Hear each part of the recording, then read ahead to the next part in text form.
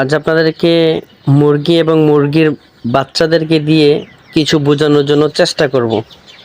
এই যে দেখেন, মুরগিটা আমাদের, বাচ্চাগুলোও আমাদের। তবে বোঝানোর বয়সটা হচ্ছে একজন মা কতগুলা সন্তানকে লালন পালন করতে পারে, অথচ সন্তানরা যখন বড় হয়ে যায় একজন মাকে লালন পালন করার জন্য অস্বীকার করে।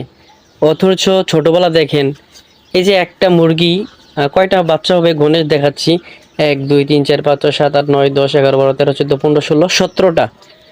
মাশাল্লাহ, একটা মুরগি 17টা বাচ্চাকে দেখাশোনা করে বড় করবে।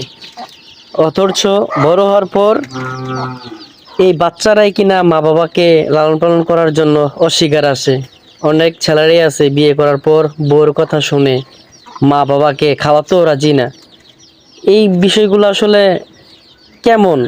একজন মা 10 12টা 8 7টা 5 6টা সন্তানকে লালন পালন করতে পারে, অথচ একটা মায়ের জন্য এতগুলা সন্তান থাকার পরেও মায়ের জায়গায় হয় না। আর এটাই বাস্তব।